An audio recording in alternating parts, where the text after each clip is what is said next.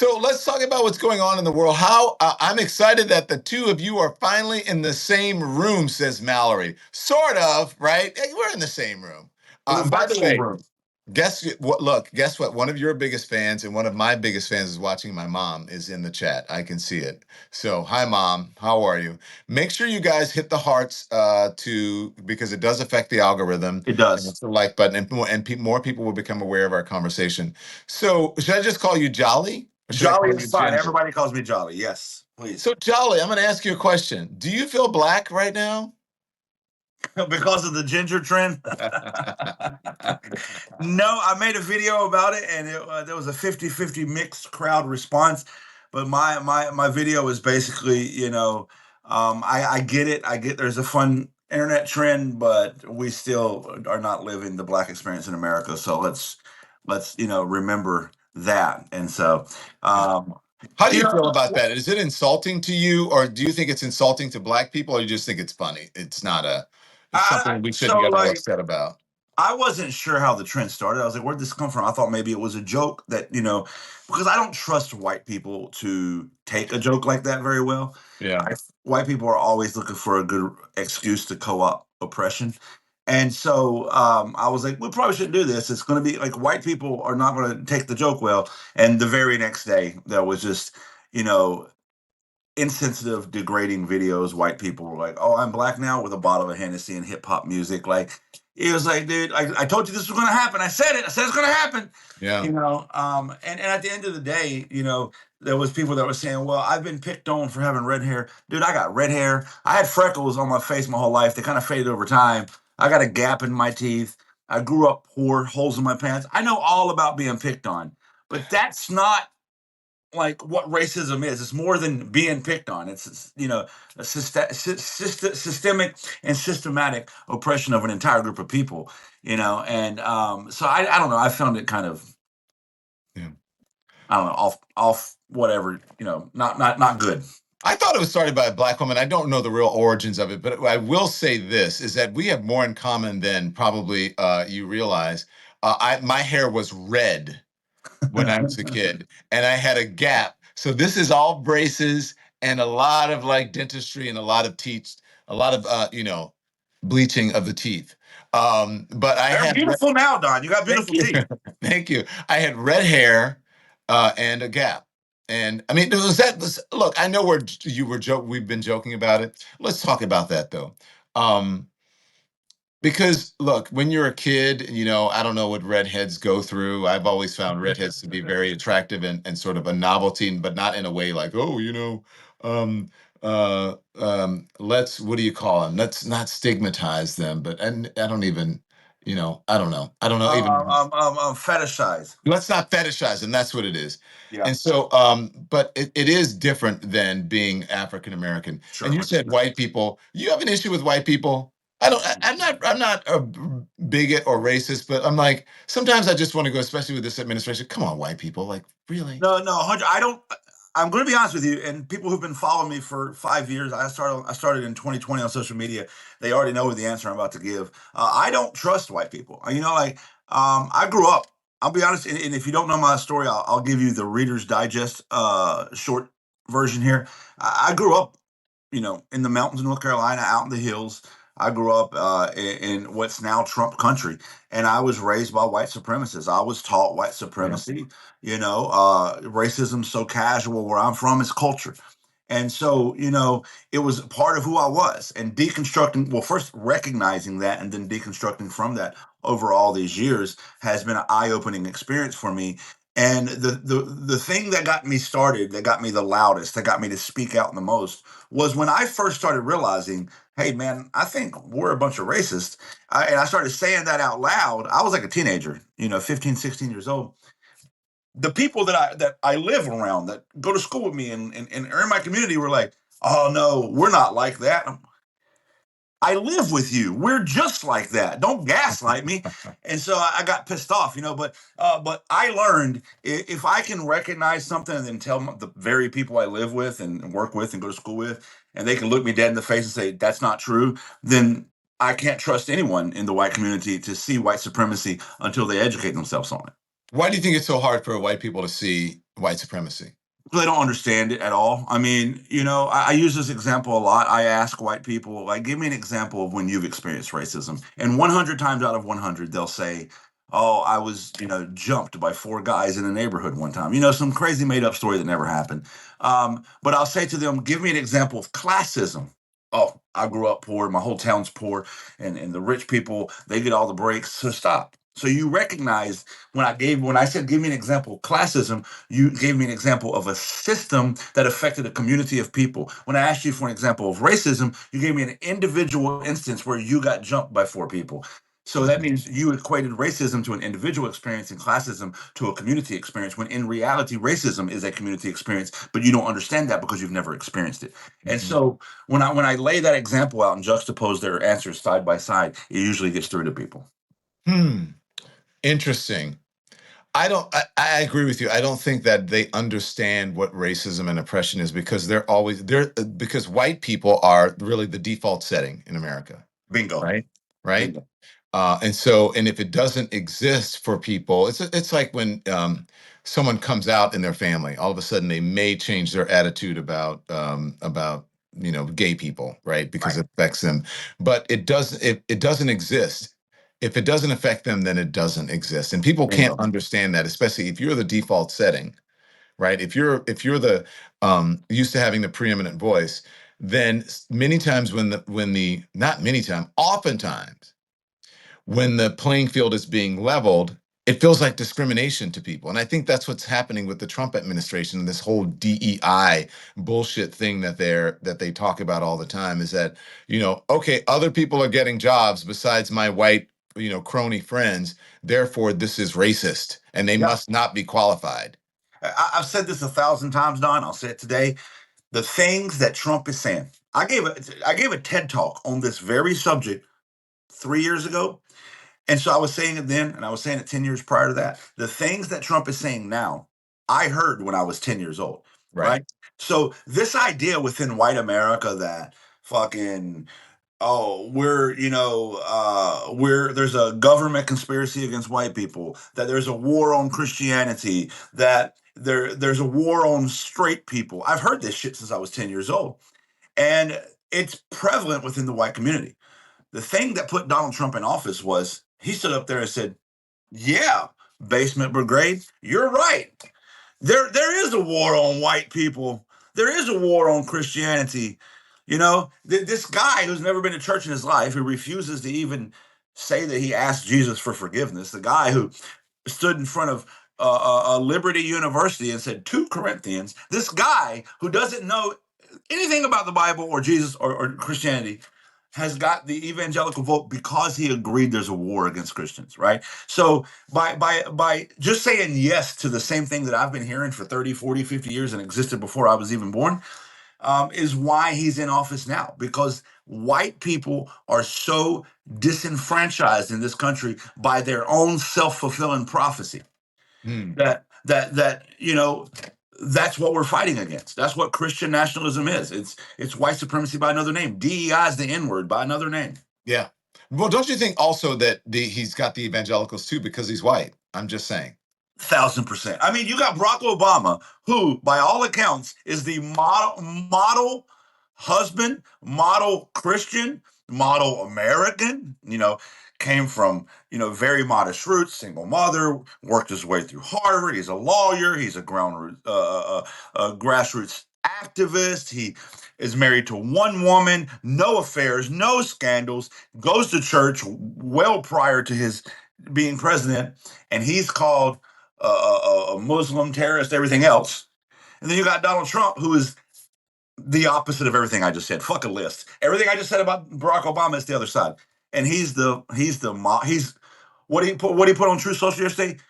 Walking with God or some shit. Like, I can't even bother. I can't even be bothered to even pay attention to Truth Social, because it's outrageous. Look, I guess I have to, as a journalist and for someone on the show, but I would not. Would you? I would not go on to Truth Social just to go on, like just to see what Donald Trump is talking about. No. I unfollowed him when he was on Twitter. Nope. I only go for journalistic integrity. I call it, by the way, I call it Timu Twitter. I don't call it. No, but think about it. How many babies mamas does Donald Trump have? How many Bingo. affairs did he have? He cheated on every single one of his wives All of them. and paid them off. Yep. But go on. No, and then he paid off Stormy Daniels to hide an affair. He also, by the way, did that so that it wouldn't affect his election, which is completely illegal. Covering up stories that doesn't affect election. But listen, you know what? You and I, we could talk all day about the hypocrisy of MAGA, and I've told other people this. Nobody cares. Like, nobody cares, because if they cared, we wouldn't be having the conversation. We wouldn't be here right now. Yeah, right. So let me ask you, do you think, because people get the MAGA folks, oh my God, in the right wing, they get all crazy when I talk about the racism of MAGA. Do you think Donald Trump's a racist? 1,000%. Mm-hmm. 1,000. I mean, it's not only does he have the documented evidence of blatant racism. I mean, he literally denied black and brown people residence in his apartment buildings in New York back in the 70s. He was sued by the federal government because of it. The full page ad against the exonerated five. There's so much evidence. I mean, just so much. But not only that, whenever you become the leader, the face, the guy who is leading the charge of protecting white people and fucking upholding white replacement theory and kicking all the migrants out, but not the white South Afrikaners who are fake oppressed, you're clearly a white supremacist. I was going to say, don't forget about the Afrikaners who, by all accounts or most accounts, are privileged people in their country, but somehow they have become oppressed because, I mean, South Africa is doing a very similar thing. They're trying to level the playing field, especially as it relates to land in their country, and no one is going in and confiscating anybody's land. There is no white genocide happening in South Africa, but Donald Trump believes that. Let me ask you, because hold on to that thought. Do you think instead of, I don't want to say all of them, but I do have a theory about it. Do you think that MAGA is racist? Yeah, I mean, I think that is every person who supports Donald Trump a white supremacist? No, but they've decided that white supremacy is not a deal breaker. Okay, that was my theory. Go on. Yes, they have to overlook a lot in order to support. Yeah, I mean, what's the old saying? If nine Nazis are having lunch and you sit down with them and have lunch with them, 10 Nazis are having lunch. Like, you cannot. I can't find a situation where I'm going to like, you know what? Me and this white supremacist over here don't agree on this thing, but we're going to work together for this other thing. And the other thing is the economy and all these other made up bullshit. Let's be honest about it. MAGA is overlooking everything he's doing because he has agreed to hate the same people they hate. That's it. Because the only promises he's keeping is terrorizing people they don't like by making trans people illegal, by attacking the migrant community, by upholding this facade of the immigrant crisis that doesn't exist, the invasion that's not real. That's the only thing he's doing. And so by hating the people that they hate, they'll overlook the fact that they're suffering by his policies. Yeah. Wow. And look, I just want to tell you guys again, make sure you hit those hearts because I want people to be able to hear this. Also, when I said hold that thought, where do you think he's getting these ideas from? Because Donald Trump doesn't know shit about South Africa. You know what I'm saying? Well, I mean, at first, when this first happened, I made a video about it 2 months ago because he made, by the way, this executive order about South African refugees like back in like February or March. So something I do daily is I go on whitehouse.gov and I see what new propaganda's up. He calls them executive orders. I call them propaganda. And so when he first published that executive order, I made a video about it. And in that video, I was like, this is all coming from Elon Musk because who else would care about what's happening in South Africa besides Elon Musk? And I still think that's probably true. But I also think that there's a bigger picture playing out. Again, this hate towards the migrant community is all part of white replacement theory. And by bringing in white people and kicking out non-white people, I mean, this is blatantly. So I think Steve Bannon has a lot to do with it as well. You do? Mm-hmm. I do, personally. Interesting. I think Steve Bannon, like doesn't get enough credit, and I mean like the bad credit, for how much of this shitstorm he's responsible for.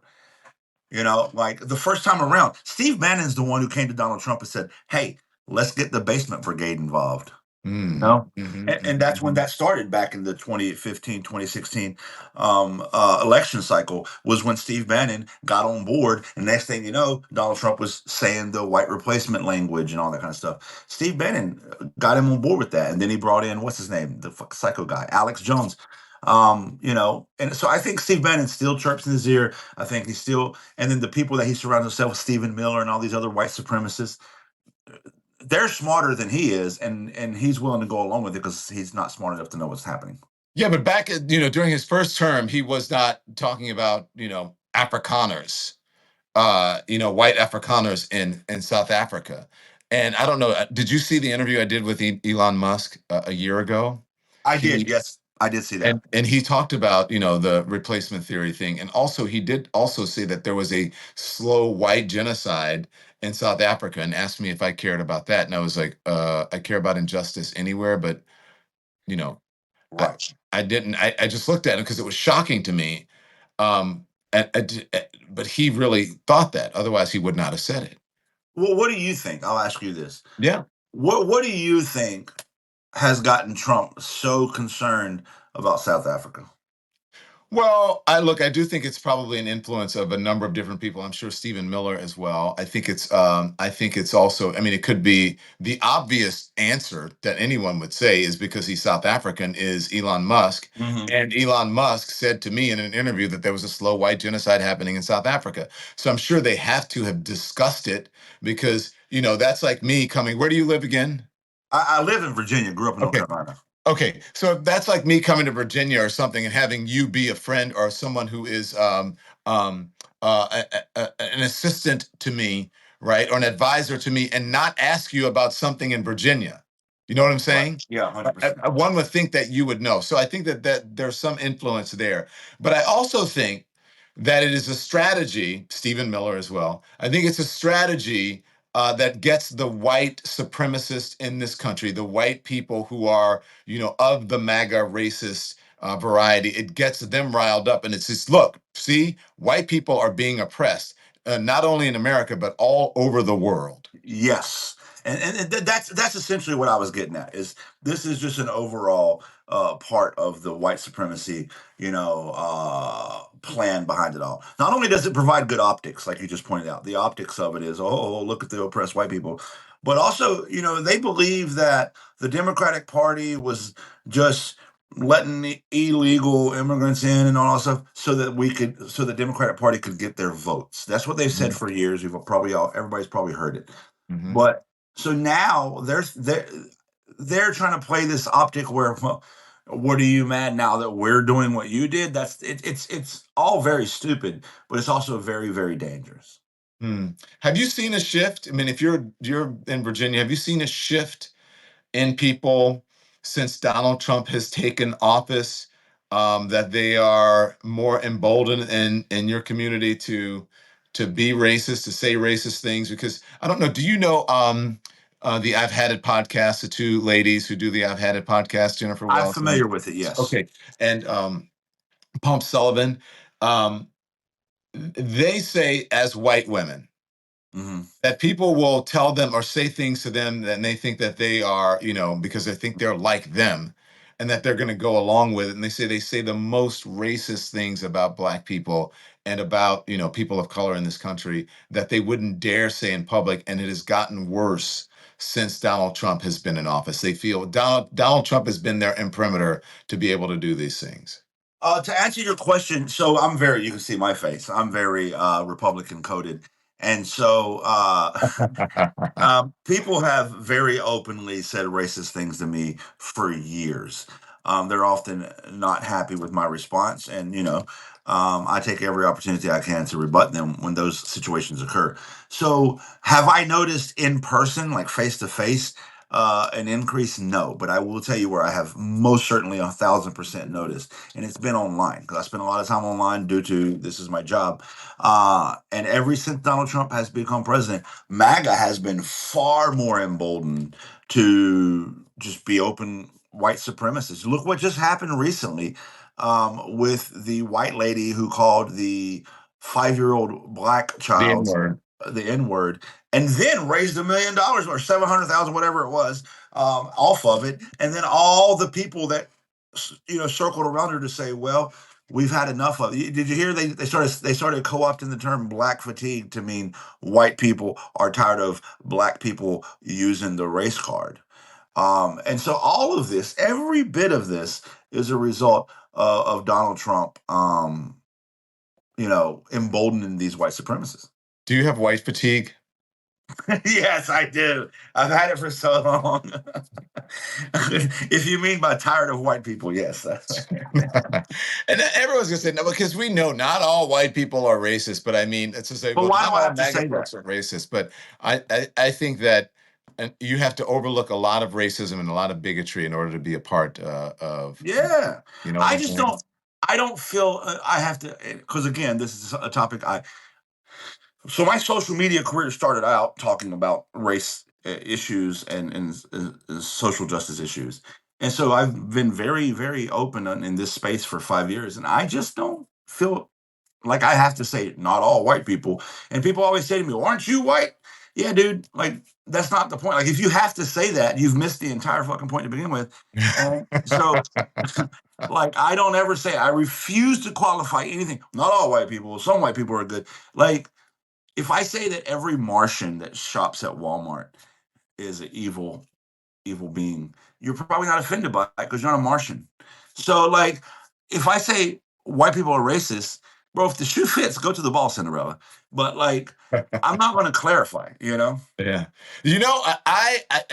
One of the biggest things that people bring up with me, and they're still outraged by it, is when I said that the biggest terror threat in America were white men radicalized to the right. And oh my God, he is a race baiter. He's racist. And then a couple of weeks later, the head of the FBI said the same thing. And the reason I brought it up is because this was during Donald Trump, when remember he had the Muslim ban. Yes. And I Yep. said, well, why isn't anybody trying to ban white guys from this country? And you would have thought that I had, cut off, a left, what, or I had Right. taken their firstborn kid or Right. whatever Right. for telling the truth and what the statistics were showing with the FBI data. Why do you think that these white dudes, these white guys are so triggered? Why are they such snowflakes and they claim other people are? Well, first of all, I'm glad you mentioned the FBI because I was going to throw that in there the first opportunity I got. The FBI agrees with you that the number one threat to America is homegrown white domestic terrorism. That's it. FBI say that. And this is true. I mean, it's fucking facts. We just passed the anniversary, the what? Was it the 10th anniversary or 20th anniversary of the Oklahoma City bombing? An act of 20. far right. Yeah, 20. 20, right? Far right wing terrorism right there. And so, like, listen, white people get so triggered by it because this system that is established in America is a system that was very carefully crafted to excuse white people from any level of responsibility. Our history books are just a romantic fiction novel where all the heroes are white. Every story you're told is, I mean, white people believe that white people freed black people from slavery, right? They believe this, which completely overlooks the fact who fucking enslaved people to begin with, right? And so, like every narrative that's been built in America has been a narrative that excuses white people from any level of responsibility. White people have always placed the responsibility and onus of other people's oppression on the group being oppressed, right? Oh, you can't get a job. You should graduate high school at a higher rate, despite the fact that the system is specifically designed to lower high school graduation rates among non-white communities. You shouldn't commit so many crimes, despite the fact that the numbers prove that the black community, brown community is over-policed in America, juxtaposed to the white community. So every system is put in place to oppress a group. Then white America says, well, you should pull yourself up by the bootstraps. And so white America doesn't know what responsibility looks like, doesn't know what, stepping up to the plate and being part of the solution looks like. Damn, brother. You giving white people the business. You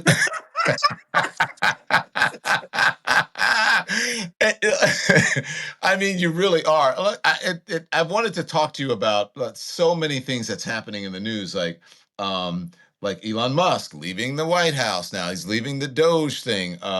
The tariffs that the international court has said, Donald Trump, this is illegal. You cannot do it, and all the things.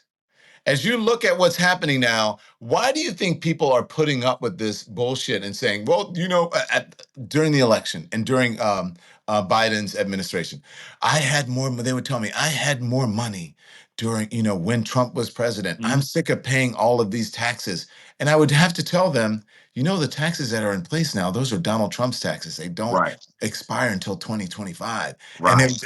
I mean, it was just like they would have a glitch. Well, now I just know when he was in office, and then now the stock market, I mean, it has come back, for the most part, but there is nothing that is better about the economy. And as a matter of fact, much of it's worse with Donald Trump.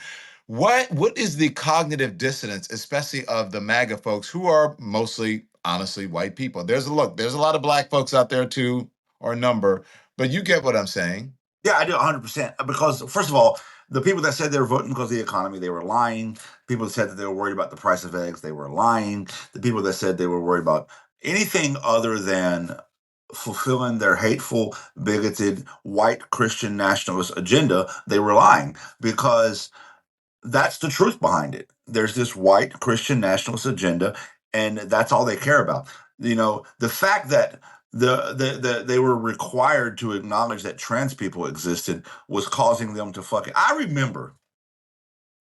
So, quick story, because this kind of explains the answer to your question. When I was like 15, I took this real big stance against my dad and my family. I said, I don't want you to say the N word around me anymore. And it didn't work out very well for me. Me and my dad got in a fight, and I was kicked out of my house, and shit like that. But I had taken this stance. And me and my family argued back and forth over the coming years, as I was trying to say, hey, this is white supremacist ideology, this is racist ideology. But, they at least allowed me to talk. They at least didn't disown me. I joined the army, and I was in California at language school, and I was about 20 years old, 19, 20 years old. And it was my first real exposure to like openly gay people that was there in my unit. They were gay. It was during the don't ask, don't tell era, but like in the barracks, you knew who was gay and who wasn't gay, but we don't tell and we didn't ask. And then there was this pride parade coming up that I didn't know anything about pride parades. I had never heard of such a thing. And somebody asked me like, hey, are you going to go to this pride parade? I'm like, no, you can be gay, don't be gay around me. I said I had all the classic homophobic lines down pat, right? Because I had learned that from the church, that God didn't like gay people, right? And so then I had people in my barracks like challenge my ideologies, and I found myself, when I intellectually, critically analyzed my thought processes on this, I realized, holy shit, I'm a homophobic motherfucker. And so I started changing my mind. And I remember I called my family, and I was like, because at that time, the national conversation was whether or not gay marriage should be legal or not. It was like, no, they can do civil. You remember this? It could be civil. What do they call it? Civil partnerships. Why do they got to be married? That kind of shit. So I called my family, and I was like, I am going to support gay marriage. I think that people should be able to get married. And you would have thought that, I mean, I don't know, dude. My family disowned me. They don't want to. They were pissed off at me. They don't want to talk to me. I cannot fucking believe that you would support this evil, demonic ideology. And they treated me worse after I came out in support of gay rights than they did when I came out against their racist ideologies. And I say all that to say this deep seated, bigoted emotion within white America, it's ingrained, dude.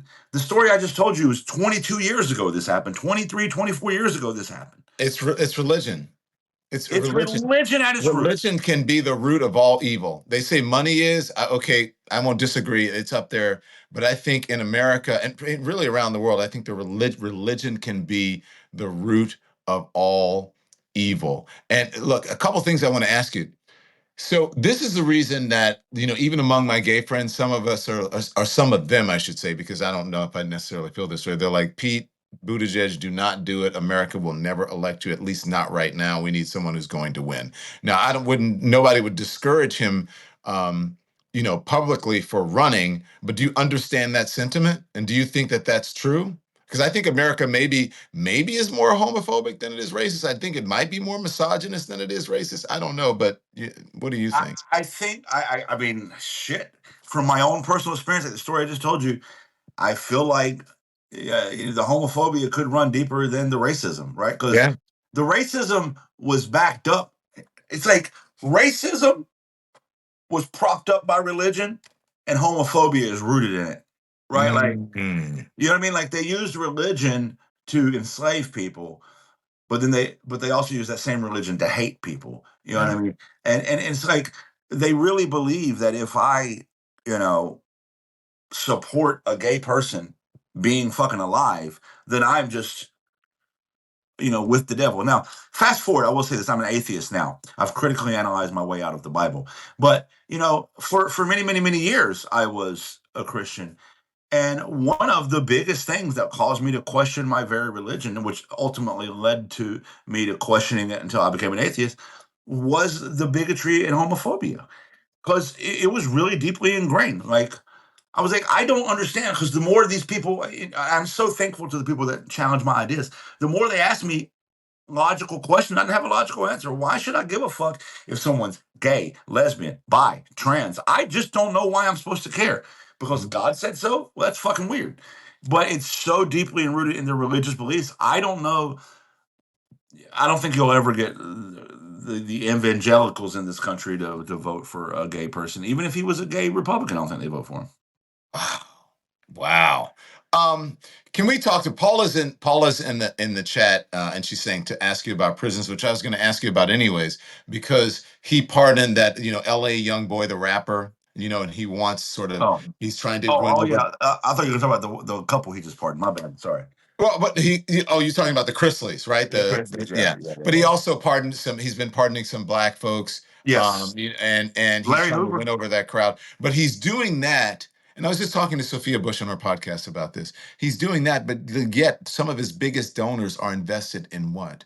In prisons, right? Prisons for profit or profit Yes. prisons or whatever. And so they're locking up all of these black folks, but then he's trying to pretend that he's not doing it by announcing, "Hey, look, I love the blacks, and I've been pardoning people, this person, and this person," and yet we have this sort of outdated slave-like prison system and justice system that targets black men and locks them up. Yeah, performative. It's performative optics. That's what it's doing. You know what I mean? I can't be racist. I got a black friend. I can't be racist. I pardon a black man. Like, it's the same fucking, broken logic that white people typically have.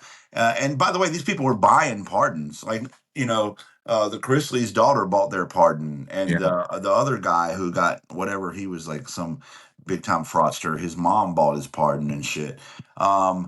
And what about I the was prisons, though?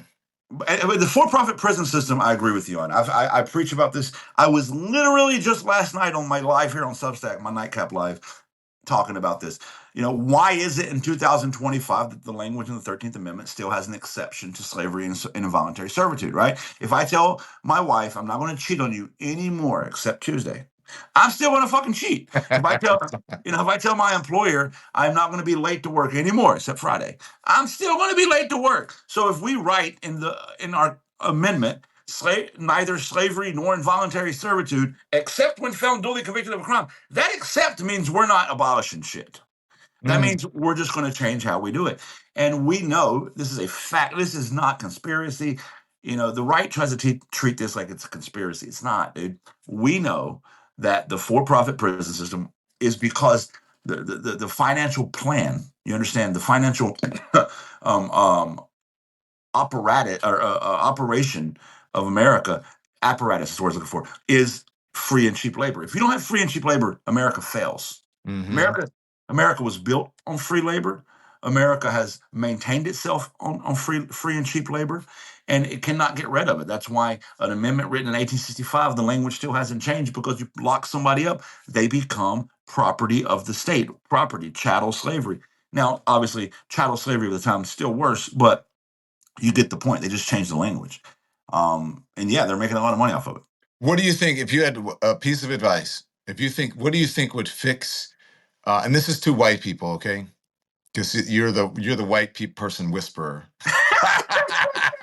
You're my white authority today. And look, I've been the African American authority for so long. I'm glad that we have you to be the white authority. What would you I'll say? do it. What would you say to them that would really help to change things in America right now?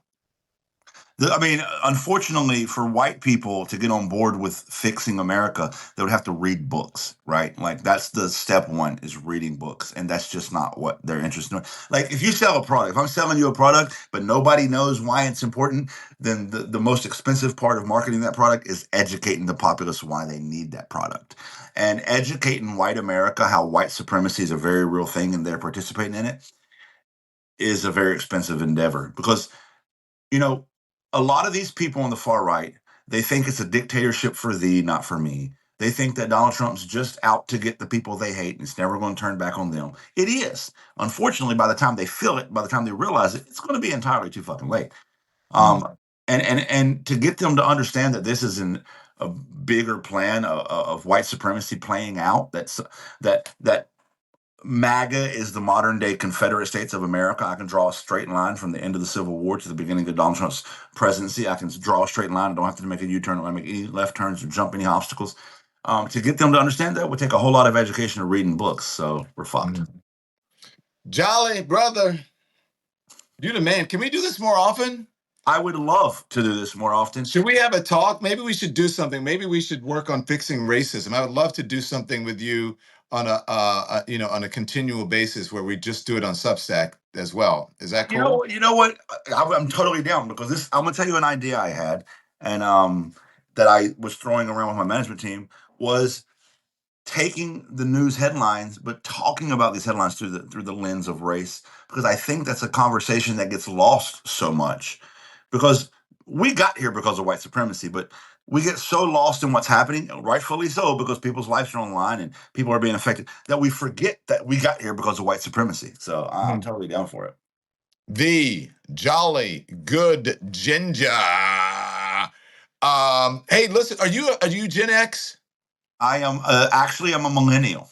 Are you one of the millennials? Yeah. I'm a exennial, so like the end of X, beginning of the millennial. Yeah, 83. I want to talk to you about that next time because I am so disappointed in a lot of my Gen X and I'd have to agree. Xennials.